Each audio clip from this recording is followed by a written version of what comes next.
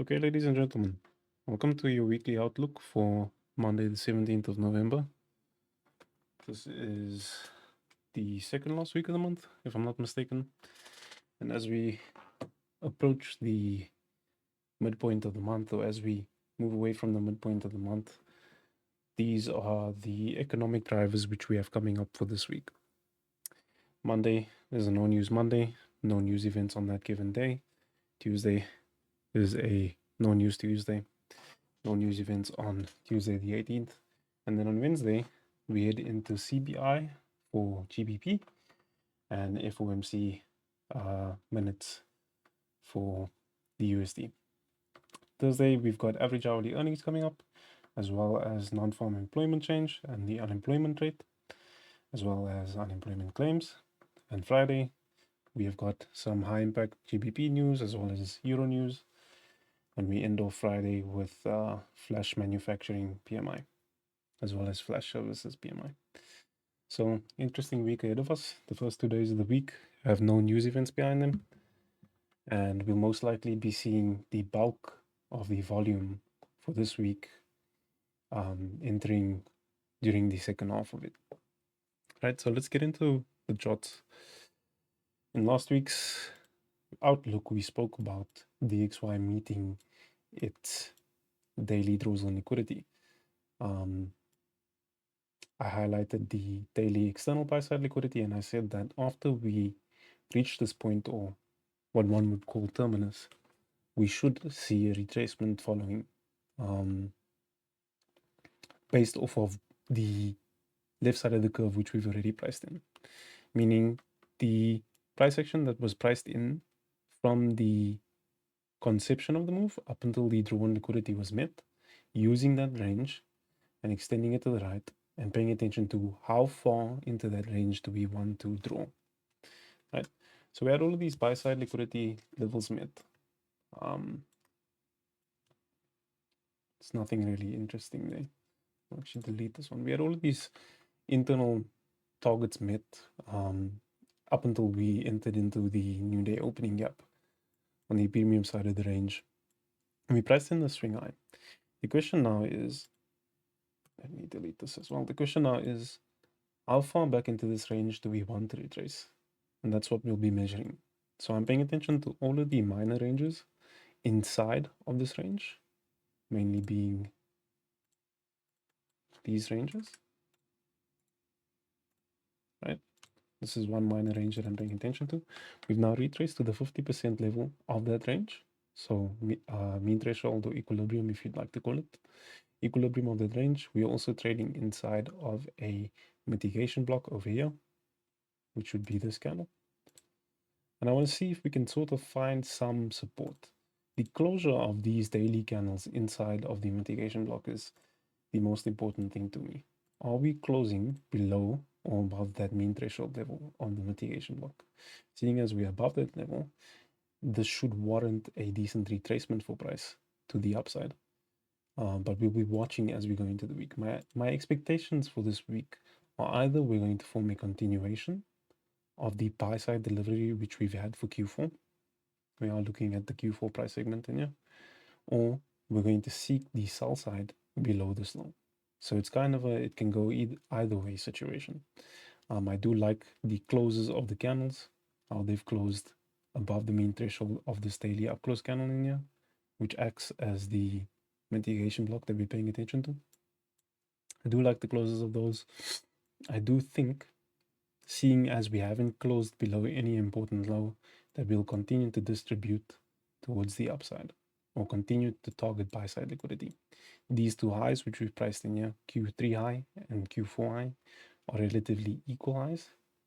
Resting above these two highs would be resting buy side liquidity, right? So it's very likely that they can draw further into the range to maybe seek this up close candle in here, which we haven't traded into just yet. This is a unmitigated 1 hour bullish or bearish order block. This level hasn't been traded into. It's likely that they can seek this, sweep the buy side liquidity above each of these internal highs, and then we can see us throwing lower on price. But it's all up to what actually happens during this week. So we've got important news events coming on. I want to be paying attention to where these news events, which act as liquidity injections, quote unquote, want to take us on this chart, right? So we want to pay attention to those fundamentals. For this week, there's something that I'd like to introduce to you guys, or introduce into the weekly reviews, which is going to be bond analysis, right? So on the screen, I've got the 30-year bond, right? For those of you who don't know, the bond market moves counter to the dollar market or the dollar index market. They will always be trading in the opposite direction, or the rule of thumb is that they do trade in the opposite direction. Okay, so simply marked out on the chart, I've got some external ranges in here. This is going to be external buy side liquidity, right? And this is going to be external sell side liquidity, right? And this is the range which we're operating within.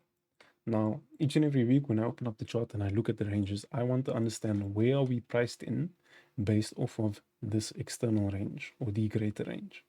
And that's simple. What we do is we get the fib tool and we look at the price level which we're at, right? We can see inside of this range, the stop run that we have here, or the most recent stop run, which is this one, was priced in premium of the overall range. So we have run on internal buy side liquidity inside of premium inside of the overall range, right? And that's what I'm paying attention to, right? So at this level, we proceed to break down. We close below this down close candle here, right? We form a small retracement back into a daily fair value gap because we're looking at the daily chart, and we fail to close below this low. We do price in this SMT with the 10-year bond market and the 5-year bond market, which are the bond market triad pairs, being the 30-year bond market, 10-year bond market, and the 5-year bond market charts, right? That there is an SMT as we trade into a daily fair value gap. And after that, we see an impulsive move towards the downside, right? So what I've marked up apart from that is I have the internal sell side liquidity or a minor range, which we can work within, right? I'm also paying attention to where are we relative to that minor range, which would be this being the internal high and this being the internal low. We are in premium of that range as well. So overall, external range, we sit at equilibrium, just at equilibrium after we form the stop run in premium. And then the internal range, we sit above equilibrium, which is in premium after we form the stop run, after we have formed the SMT. I do think that our likely draw initially is going to be this internal low, the internal sell side liquidity below this low, and then the internal sell side liquidity below this low after we've reached that level. You'll notice that I'm not highlighting any sort of bullish PD raise within this range.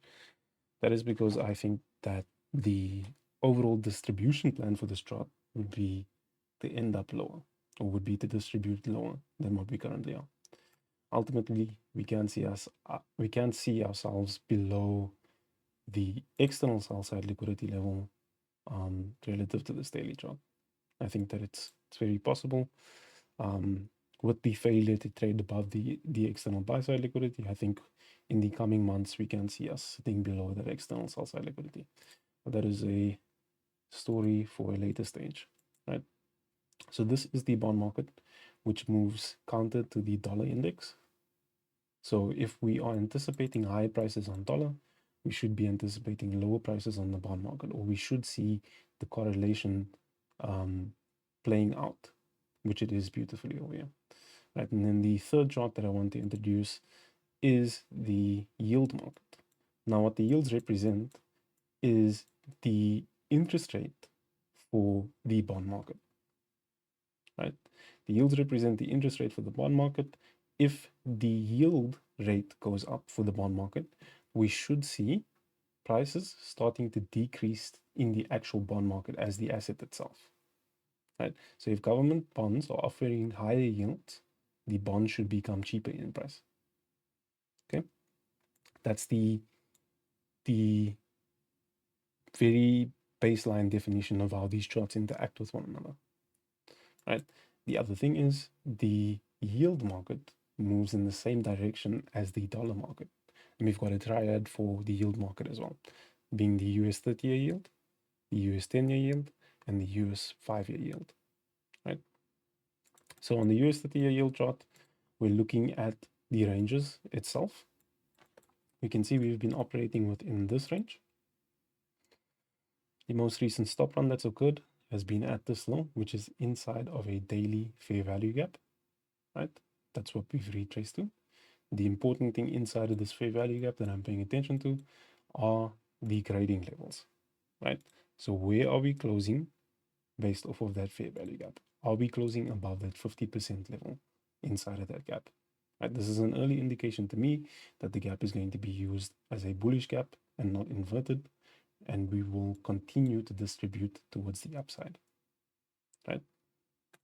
So bearing that in mind, we've looked at the overall range from this low to this high. We've seen that we've retraced the discount of this range, swept the internal sell side liquidity inside of that range, and retraced or mitigated a bullish PDR, being the daily fair value gap, right? That there gives us some sort of narrative, right? For me, that means that this chart was bullish from this point onwards, especially with there being a stop run below this line. Okay, after that, what we see is we proceed to trade higher impulsively with the volume imbalances in this range which aren't marked up, right? Besides the new week opening gap, which is this candle over here. We proceed to trade higher impulsively. We invert a daily bearish fair value gap, which now becomes a daily inverted fair value gap. And we have unmitigated internal buy-side liquidity, as well as the fair value gaps within this range. We also price in the new week opening gap and proceed to invert that level, right? The 50% level over here, you can see that Friday's candle, the 14th of November, opens up at exactly 50% of that gap. It's not random, right? We proceed to retrace and we close above the 100% level on that new week opening gap. So the likely drawn liquidity for this chart, which is the 30-year government bonds yield chart, would be the internal buy-side liquidity here. So taking into consideration how these charts work, okay, we have got the bond market, which sits as our baseline form of analysis. The bond market is then followed by the yield market,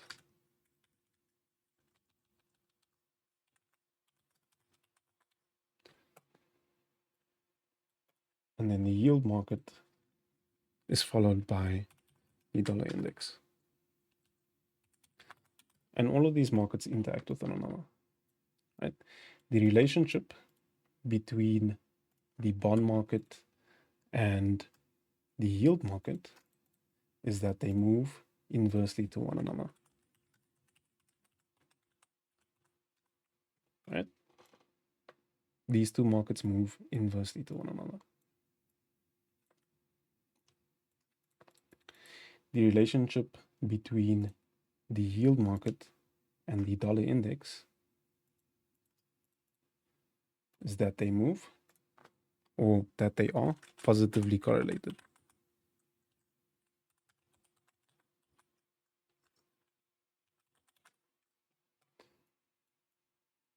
Meaning they move in the same direction.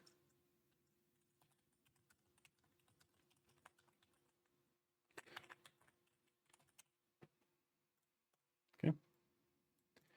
And the relationship between the bond market and the dollar index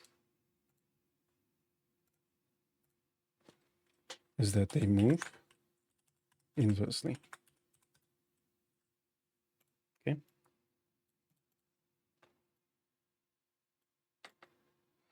So that is how these triads work. We've got the bond market triad, we've got the yield market triad, and then we've got the dollar index. The dollar index is positively correlated to the yield market, meaning it moves in the same direction, and the bond market is negatively correlated to the yield market, meaning it moves in the opposite direction or it moves inversely to the yield market. Therefore, in turn, the bond market moves inversely to the dollar index, right? And understanding this form of correlation analysis can lead to us having a bit more insight as to what they expect for foreign markets, because our dollar index is going to be our baseline form of analysis for all foreign markets, in the same way that the yield market and the bond market are going to be our baseline form of analysis for the dollar index. Right. So moving on, I just want us to understand this. Moving on to the NASDAQ index, we've already discovered that we want to draw towards this high here on the yield market, and on the bond market, we want to draw towards this internal low in here. Right? Pretty simple stuff. The dollar index, if we are anticipating bearish price action on the bond market, we should anticipate bullish price action on the dollar index. So it's likely that we will respect the mitigation block which we've priced in here and proceed to distribute higher towards the buy side liquidity in here, ultimately sweeping all of the internal buy side liquidity which rests at these relatively equal highs. Okay, we've retraced to 50% or discount of this internal range in here, so therefore we should see a continuation of buy side delivery as we go into this upcoming week. Right, moving on. The NASDAQ cash index. What I've got on the chart here are all the new week opening gaps which we have priced in, right? Pretty simple stuff. This is Q4 for 2025, and these are the new week opening gaps that we've priced in. These are just things to look at. What I want to do is get these off, right? And I want to pay attention to the range which we're trading in, right? So this is going to be our dealing range. At the high of the range will exist our bearish order block, which should exist somewhere in there, whether it's going to be on the daily time frame or we're going to find one on the weekly time frame. There's our weekly time frame bearish order block, right? And at the low end of the range, we will have our bullish order block, right? Which is going to be this down close candle in here, based off of the weekly time frame. Going down to the daily, this large down close candle in here is our daily order block, which is extended. We've seen that we've traded into it multiple times currently, right? After we priced in the swing high over here, we proceeded to trade down impulsively, trading through all of these bullish PD arrays on this side, on the left side of the curve, right? Including our new week opening gaps, which are marked out on the chart. We then proceed to sweep the sell side liquidity or internal sell side liquidity below this low several times, as well as trade into that mean threshold level on the daily order block, right? As long as price is not closing below the daily order block 50% level or mean threshold level, this market is still bullish to me. This is a higher time frame PD array. The way that we confirm that this higher time frame PD array is still in place, remember now, this is us breaking out of that range initially. This is us retracing to that range. It's allowed to do it more than once. The way that we confirm that it is still in place is how it closes inside of that PD array. Right, so I know we have a daily level over here, or a daily candle closing inside of that PD array, but it's a weekly order block, right? And we don't have any candles closing inside of that order block range once it was priced in, which is that level, right? We have the stop run there below previous weekly low. What I want to bring to our attention is correlation analysis on the index base, right? So we're paying attention to see which of the actual index funds have swept the previous weekly low. And what you'll notice is that NASDAQ is the only one which has swept that previous weekly low, right? This is YM or US30. And this is SPX or the S&P 500 or ES. NASDAQ is the only one which is traded below that low. This here is a cracking correlation as we are trading into a bullish PD array. So the next most logical thing to expect for the NASDAQ is that it would trade higher, right? Trading into a higher time frame PD array, whilst we have a cracking correlation, leading to redistribution of longs, or redistributing to buy side, targeting the buy side liquidity. So as we go into this week, I'm anticipating us to sweep the buy side liquidity. Let me get rid of this. To sweep the buy side liquidity, which rests above the sign, right? And to invert these bearish PD arrays and continue to trade higher. Okay, I might not be 100% correct, but just based off of the information which we have at hand, the SMT and the high time frame PD array, right? Using this chart only and the indexes only, we should anticipate NASDAQ to seek buy side. Okay. Ultimately, I want to see them at least inverse the PD array, or at least trade into the previous daily high. It's very likely that we'll actually sweep the previous weekly high, which is somewhere in here. So going into this week, that's what I'm anticipating on the high time frames for the indexes. That is pretty much it. That's all we're going to be looking at in this video. I will update everyone as we go along. Anyway, I hope this was insightful. Good luck and good trading.